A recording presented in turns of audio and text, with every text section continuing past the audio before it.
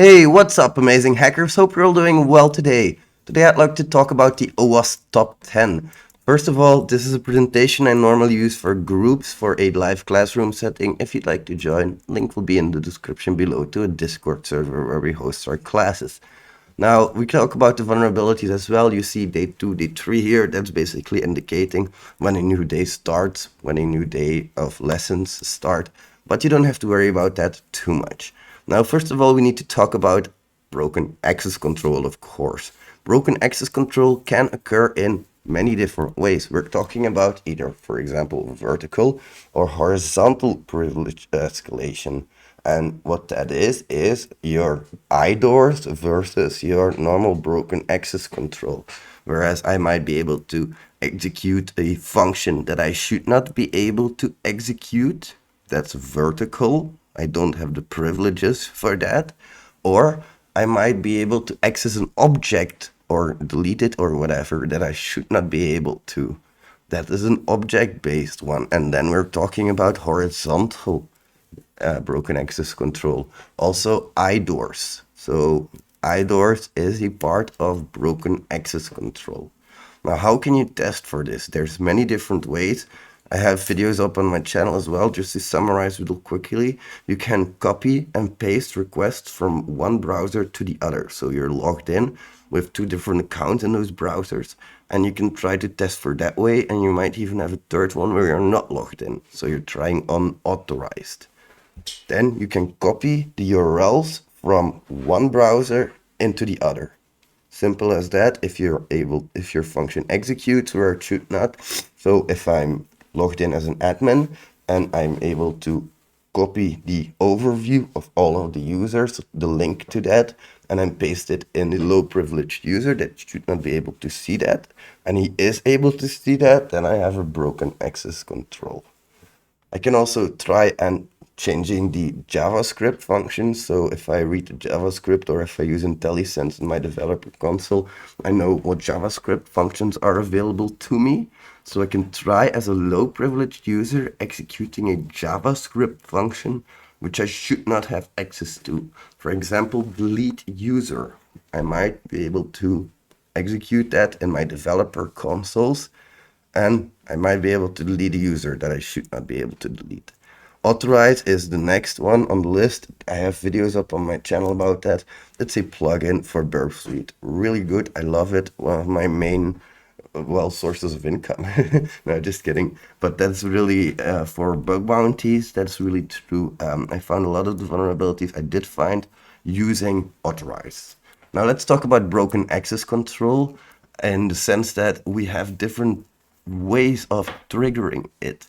We can play with the request method, for example, and I'm talking about get-based versus post-based versus cookie-based. Like anywhere that you find a user identifier, you should be trying to change it to another user identifier or object identifier.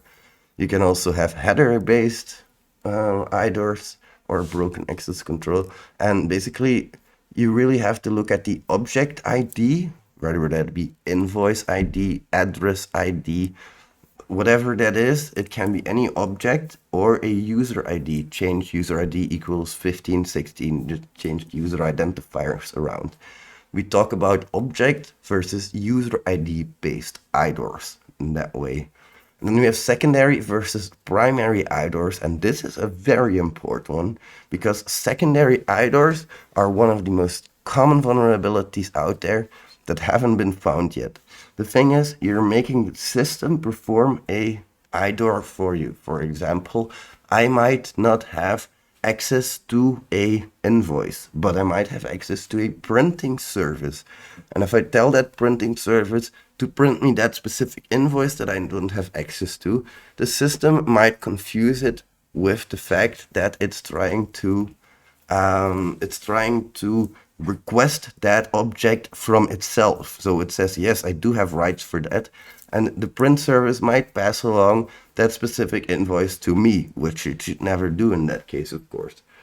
And then we also, if we're talking about IDORs anyway, what we need to talk about is a different company or tenant IDOR. So you can either have inner company IDOR, or inner tenant IDOR, or inter tenant.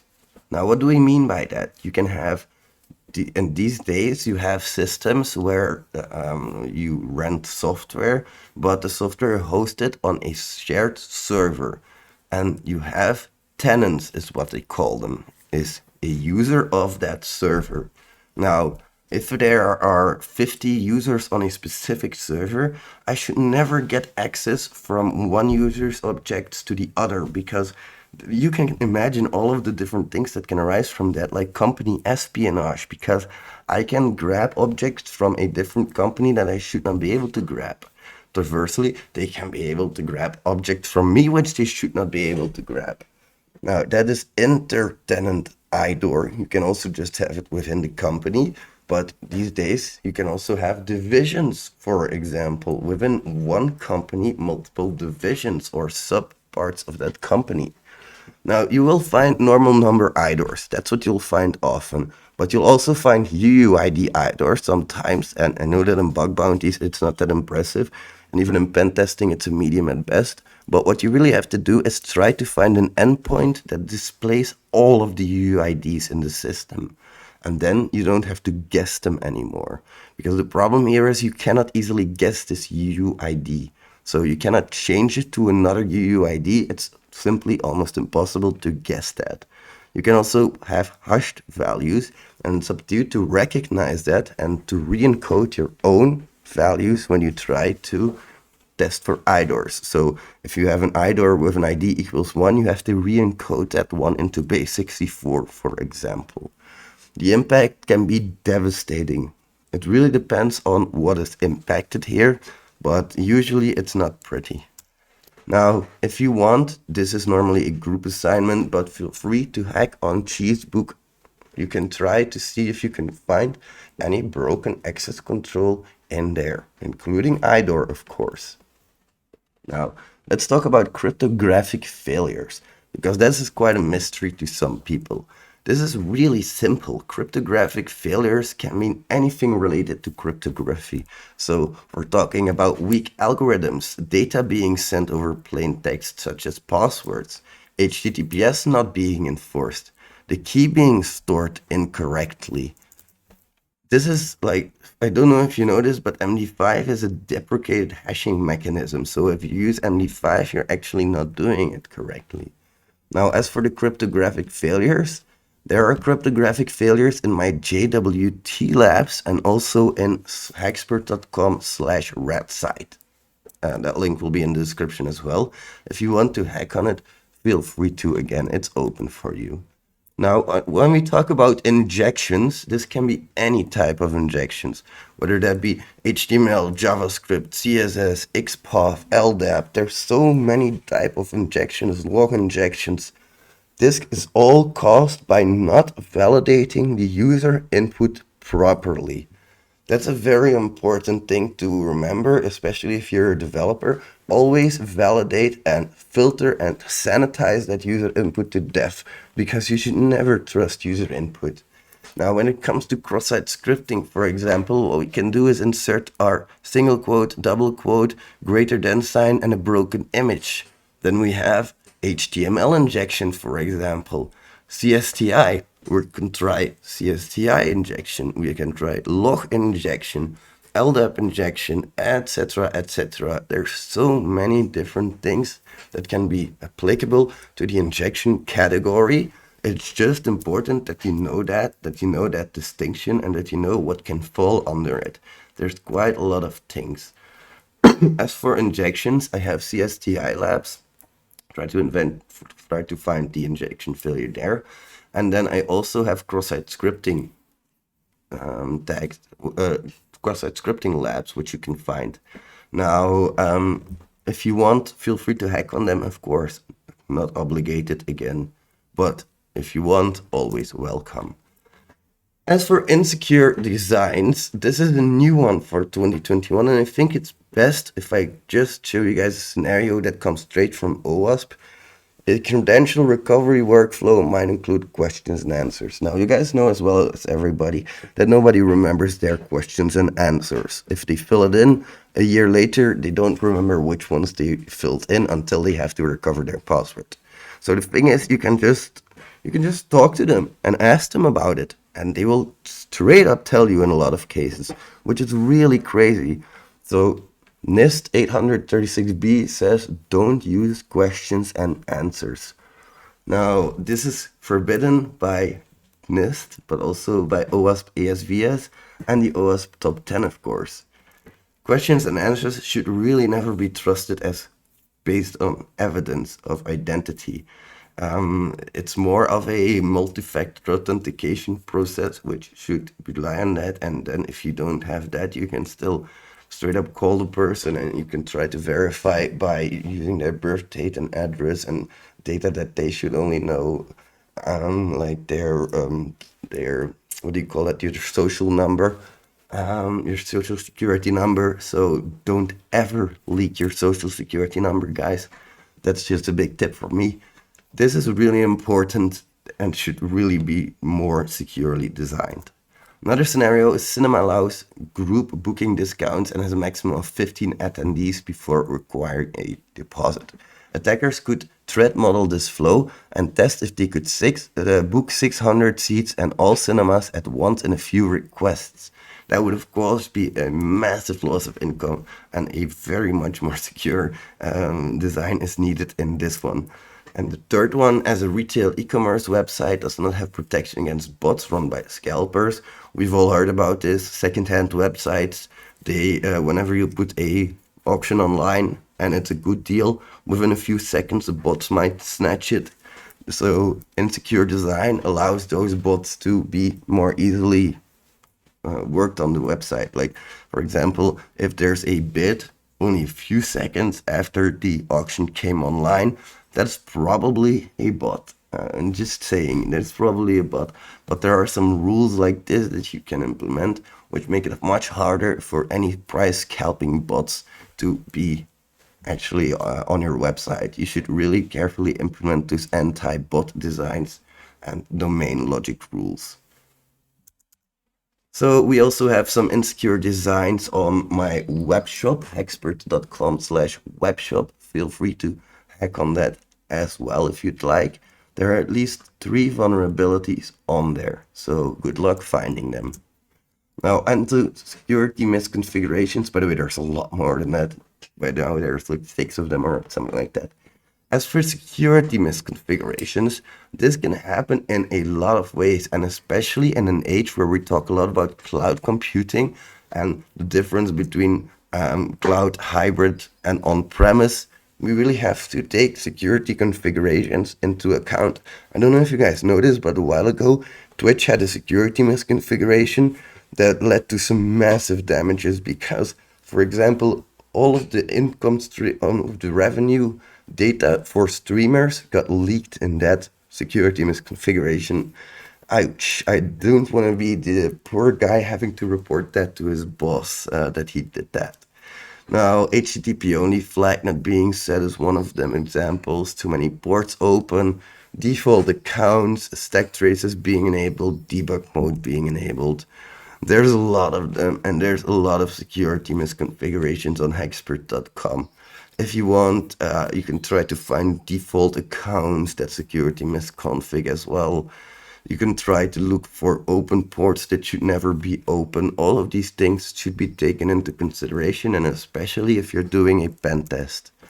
Vulnerable and outdated components is one that is very, very relevant these days because we all know log4j, and the important part about this one is that what people will forget is that they will update their own in libraries, like for example log4j, they will update that, but a library that they are using might be using log4j as well, and an older version that is still vulnerable to the log4 shell, well then you might not use it. It's hard to spot those things. That's what I'm trying to say. So you have to use some kind of automated tool that keeps track of this. You almost can't spot this manually. At least the service levels are easy to spot, but the underlying libraries, that's a whole different story. There are some vulnerable components and outdated ones in my CSTI labs as well. I don't know if you can identify them, but I also put expert.com/redsite in here. There's also a vulnerable component or two in there, and I wonder if you can not only identify what the component is, but also how it is being used and what the specific vulnerability is in that case. Identification and authentication failures, these permit automation attacks, for example, credential stuffing, where the attacker has a list of valid usernames and passwords. You can also have brute forcing permitted. It's basically anything in regards to identification and authentication. And you might see by now that a lot of these categories are starting to overlap to a degree. That is because they do overlap. One vulnerability can belong to many different categories. Now, this one, it also permits default, weak, well-known passwords such as password admin, test, you all know that by now. Or it can use weak or ineffective credential recovery and forgotten password mechanisms such as knowledge-based answers, which cannot be made safe. So in this case, we're also talking about the questions and answers, the security questions that you can have on your account. If you have security questions and answers enabled, that is also A7 identification and authentication failures. So JWT also belongs to authentication failures. Plain text passwords being stored, that's also a cryptographic failure, but that's also an identification failure. Missing or ineffective multi-factor authentication, exposing session URLs, session IDs in the URL. This is a big one that can encompass a lot of vulnerabilities, and I highly advise you to go and have a look at all of the different CWEs that are included in every single category that we're talking about. But this one in specifically because there's so much about them, and if you really want to practice that, there's also some issues with the password in RedSite. So good luck on that one. Now we have software and data integrity failures. In this case, we trust software or data from external sources like cookies, serialized data, external plugins, and we don't validate them because we really need to verify them for data integrity. Every single third-party library that we're using, cookie, serialized part of data, and you should probably never serialize data and let the user control it anyway. That's probably not a good idea. So then we have security logging and monitoring failures. Monitoring is very important, but make sure that you alert as well. If something goes wrong, then you really need to be able to know as fast as possible. You can have all the logging in the world, but if you don't have anybody who's looking at it or anybody who gets alerted by it, then you still have a problem. Now, Expert is logged, for example, but not monitored properly yet. We're working on it, installing Nagios on it, thanks to my good friend Dave. But you really have to be careful with this one because it's really easy to make a mistake. If you don't log enough, that's also a security logging and monitoring failure. Like if a cross-site scripting attack is occurring and you're not logging that specifically, then you still have a problem. And the last one is we have server-side request forgery. I have a lot of items on that about that on my YouTube channel, so feel free to look at those videos as well on SSRF. But the basic gist of this is, let's say you have some internal hidden resource, like for example a different server. You can do a network scan but using SSRF by leveraging the server. You're making the server do the request for you, and you're basically going to scan everything on the internal network. That's possible by seeing which gives a response and which not when you go over every single IP address. And then you can also have an internal resource such as an admin panel, which you should not be able to see.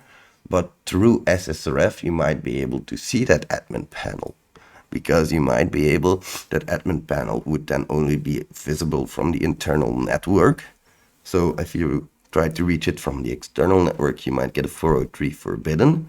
But if you make the server do the request for you, server-side request forgery, you might be able to see it anyway.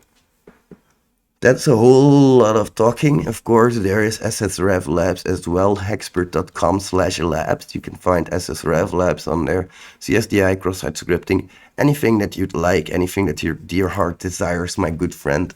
I am so glad to count you among one of my loyal subscribers, and I hope I shall see you in the next one. Don't forget to hit that thumb up. Bye, amazing hackers.